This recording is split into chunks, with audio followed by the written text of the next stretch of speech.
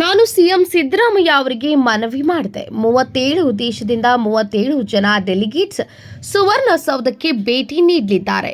ಅದಕ್ಕೆ ಭೇಟಿಯಾಗಲು ಹೇಳಿದ್ದೇನೆ, ಓಕೆ ಅಂತ ಹೇಳಿದ್ದಾರೆ. ಸಿಎಂ ಭೇಟಿ ಬಳಿಕ ಸಭಾಪತಿ ಬಸವರಾಜ ಹೊರಟ್ಟಿ ಹೇಳಿಕೆಯನ್ನು ನೀಡಿದ್ದು, ಸಭಾಪತಿ ಬಗ್ಗೆ ಚರ್ಚೆ ವಿಚಾರಕ್ಕೆ ಸಭಾಪತಿ ಹೊರಟ್ಟಿ ಪ್ರತಿಕ್ರಿಯೆ ನೀಡಿದರು. ಸಭಾಪತಿ ಬಗ್ಗೆ ಏನು ಚರ್ಚೆ ಆಗಿಲ್ಲ. ಅವಿಶ್ವಾಸ ಮಂಡನೆ ಬಗ್ಗೆ ವಿಚಾರಕ್ಕೆ ಸಭಾಪತಿ ಹೇಳಿಕೆಯನ್ನ ನೀಡಿದ್ದಾರೆ. ಡೆಮಾಕ್ರಸಿಯಲ್ಲಿ ಸರ್ವಾಧಿಕಾರ ಇದೆ. ಸದನದ ತೀರ್ಮಾನದಂತೆ ನಡೆಯಬೇಕಾಗುತ್ತದೆ.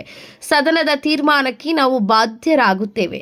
ಸದನ ಈಸ್ ಸುಪ್ರೀಂ. ಸದನದ ತೀರ್ಮಾನವನ್ನ ಎಲ್ಲರೂ ಒಪ್ಪಬೇಕಾಗುತ್ತದೆ. ಅದನ್ನು ನಾನು ಕೂಡ ಒಪ್ಪಬೇಕಾಗುತ್ತದೆ ಎಂದು ನುಡಿದರು. ಮುಖ್ಯಮಂತ್ರಿಗಳಿಗೆ ಭೇಟಿ ಆಗಬೇಕಂತ ಅದಕ್ಕೆ ಅವರು ಟೈಮ್ ಫಿಕ್ಸ್ ಮಾಡಕ್ಕೆ ಬಂದಿದ್ದೆ. ಮತ್ತು ಸದನ ನಡೀತೈತೆ ಹೋಗಬಾರ್ದು, ಅವರು ಬೇರೆ ಬೇರೆ ಬಂದಾರ. ಅದಕ್ಕೆ ಅವ್ರನ್ನ ಟೈಮ್ ಫಿಕ್ಸ್ ಮಾಡೀನಿ. ಅದಕ್ಕೆ ಅವ್ರಿಗೆ ಒಂದು 10 ನಿಮಿಷ ಬಂದು ಹೋಗ್ಬೇಕಂತ ಅವ್ರು ಟೈಮ್ ಮಾಡಕ್ಕೆ ಬಂದಿದ್ದೆ. ಹೇಳಿದೆ, ಒಪ್ಕೊಂಡು ಬಂದೆ. ಸಭಾಪತಿ ವಿಚಾರವಾಗಿ ವಿಷಯವಾಗಿ ಏನಿಲ್ಲ, ಅದು ಈ ಡೆಮಾಕ್ರಸಿ ಇದು. ಪ್ರಜಾಪ್ರಭುತ್ವದಾಗ ಸದನಕ್ಕೆ ಸರ್ವಾಧಿಕಾರ ಐತಿ. ಸದನ ಏನು ತೀರ್ಮಾನ ಮಾಡ್ತಾ ಆ ತೀರ್ಮಾನಂತೆ ಎಲ್ಲರೂ ನಾವು ನಡೆಯಬೇಕಾಗತ್ತೆ. ನಾವು ಅದರಂತೆ ನಡೀತೀವಿ. ಸದನ ಏನು ತೀರ್ಮಾನ ಮಾಡ್ತೈತಿ ಆ ತೀರ್ಮಾನಕ್ಕೆ ನಾವು ಬಾಧ್ಯಸ್ಥರಾಗ್ತೀವಿ. ಸದನ ಏನು ತೀರ್ಮಾನಕ್ಕೆ ನಾವೆಲ್ಲ ಒಪ್ಪಬೇಕಾಗತ್ತೆ. ಅದನ್ನು ನಾನು ಒಪ್ತೀನಿ, ಪ್ರಶ್ನೆ ಇಲ್ಲ. ಅದು ಸದನ ಇದು ಸುಪ್ರೀಂ. ಅದೇನು ತೀರ್ಮಾನ ಮಾಡುತ್ತೆ ಅದರಂತೆ ಹೋಗಬೇಕಾಗತ್ತೆ. Thank you sir. ರೈಟ್.